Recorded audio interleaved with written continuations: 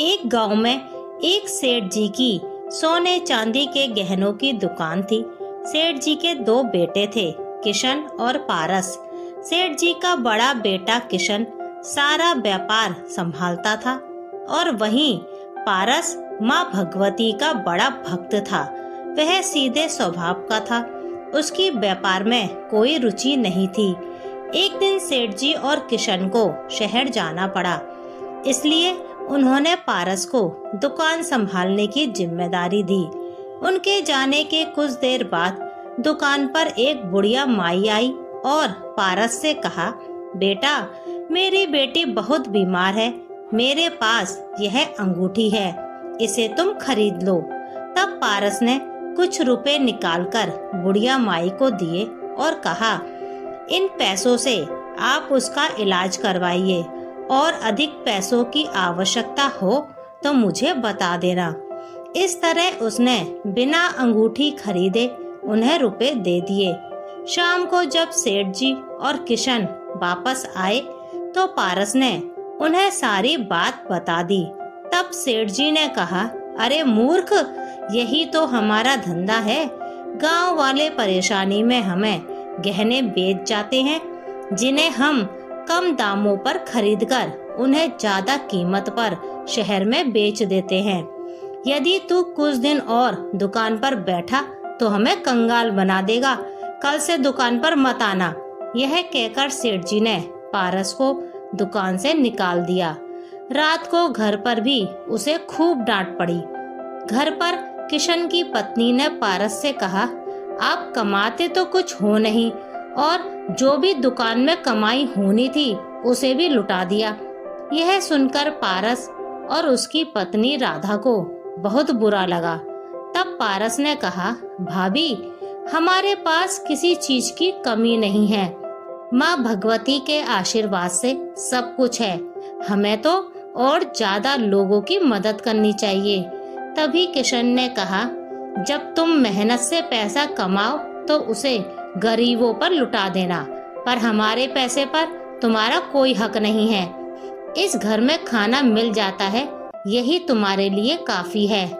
राधा को यह बात बहुत बुरी लगी। दोनों की आंखों में आंसू आ गए। अगले दिन पारस गांव में कहीं जा रहा था, तभी उसे वही बुढ़िया माई मिली। उन्हें देखकर पारस ने उनसे पूछा, माँ जी, आपकी बेटी कैसी है? तब उन्होंने कहा, बेटा, तेरी वजह से मेरी बेटी की जान बच गई। पारस बहुत खुश हुआ। तब बुढ़िया माई ने कहा, बेटा, मेरी मदद करने की वजह से तुम्हें काफी कुछ सुनना पड़ा। तब पारस ने कहा, माँ जी, यह सब आपको कैसे पता? बुढ़िया माई ने कहा, मुझे सब पता है।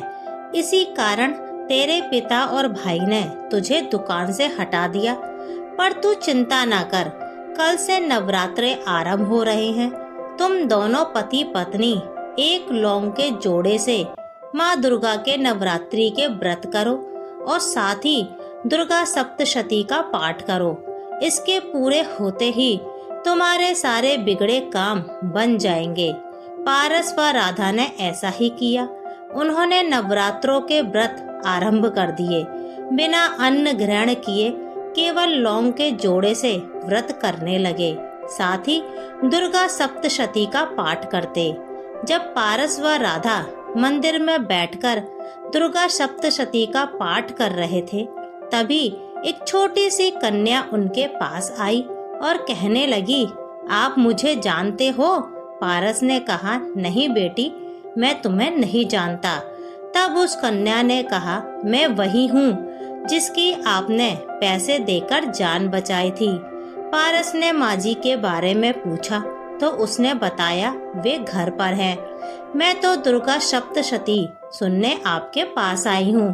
पारस और राधा को बड़ा आश्चर्य हुआ।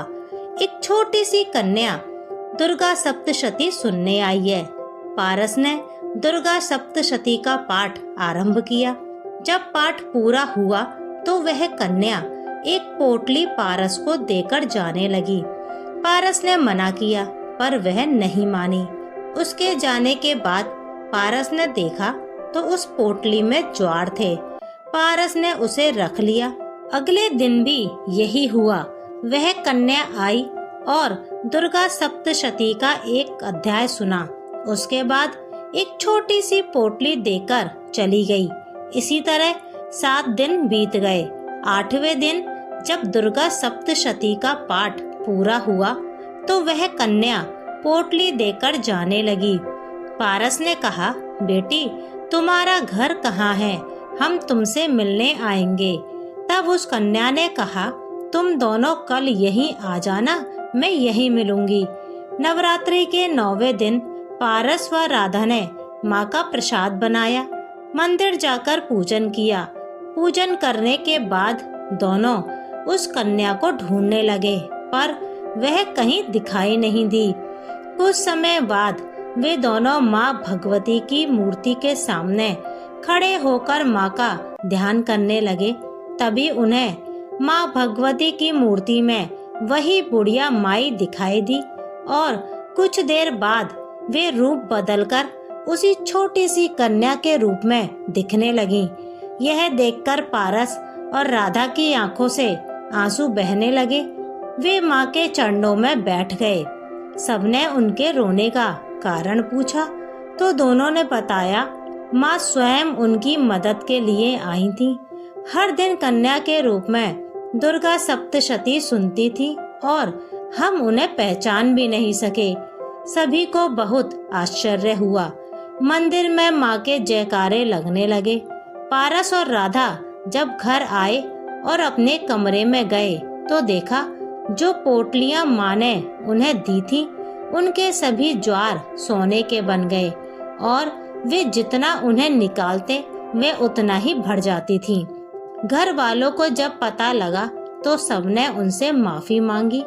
माँ के आशीर्वाद से पारस ने सोने का व्यापार शुरू किया और दिन रात माँ की भक्ति करने लगा और जरूरतमंद लोगों की मदद करने लगा।